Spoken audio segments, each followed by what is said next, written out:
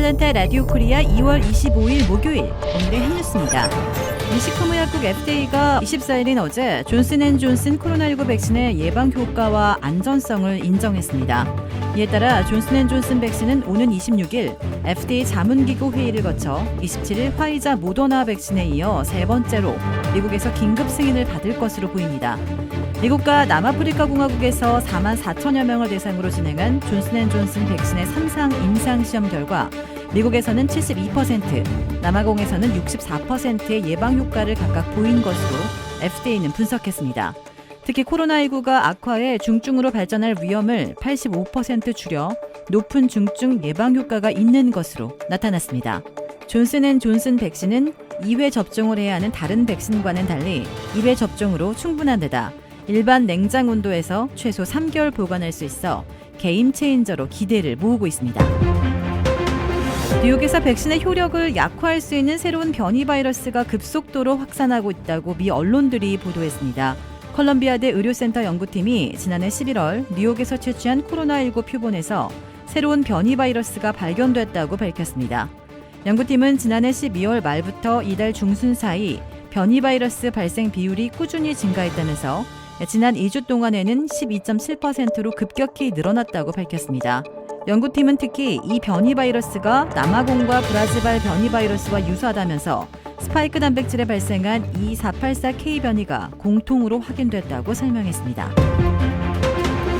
이미 폐업한 비즈니스의 명의로 코로나19 연방 스몰 비즈니스 지원기금인 EIDL 긴급 재난융자를 받은 20대 여성이 연방검찰에 의해 기소됐습니다.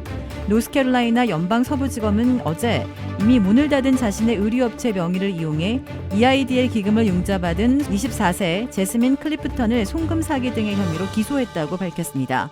이 검찰에 따르면 클리프턴은 지난해 3월 자신의 업체인 제지자스가 최근 12개월간 35만 달러의 매출을 올렸다는 허위 서류를 제출해 연방 중소기업청으로부터 15만 달러의 융자를 받았습니다. 하지만 이 업체는 융자 신청 6개월 전인 2019년 9월 이미 당국에 폐업 신고를 한 곳입니다.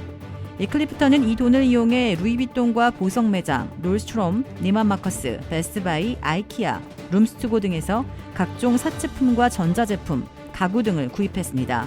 미 언론은 대배심 재판을 받게 된 클리프턴이 기소 혐의당 최대 30년의 징역형과 125만 달러의 벌금형에 처해질 것이라고 보도했습니다.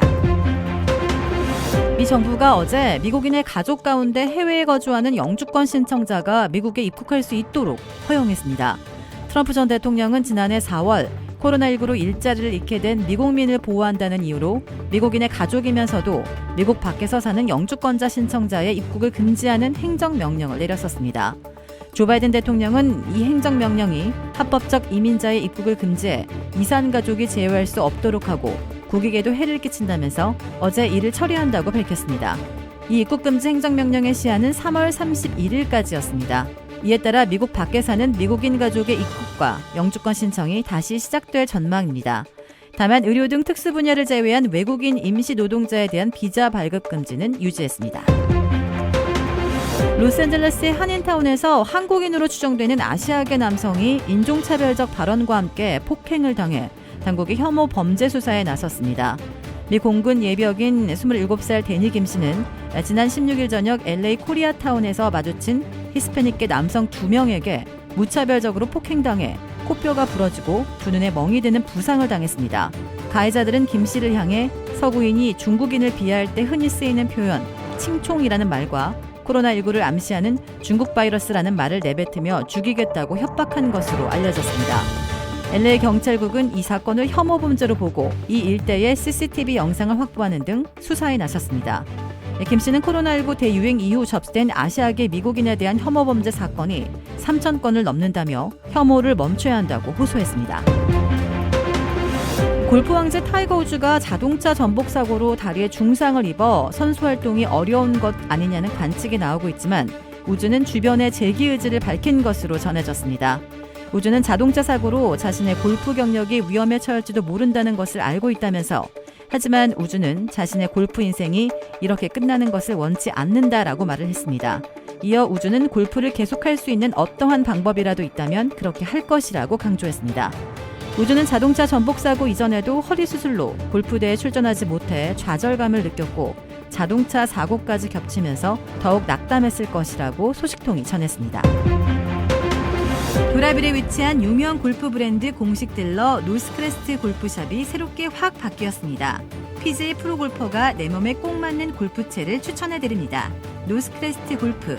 주택 구매뿐만 아니라 커머셜, 웨어하우스, 비즈니스 건물까지 부동산계의 큰손 이주환 부동산. 크레딧 카드 빚 최대 80%까지 탕감. 크레딧은 지켜드리고 빚은 줄여드리는 O3 컨설팅이 오늘의 한 뉴스를 후원합니다. 이상 애틀랜타 라디오 코리아 2월 25일 목요일 오늘의 한 뉴스의 고지선이었습니다.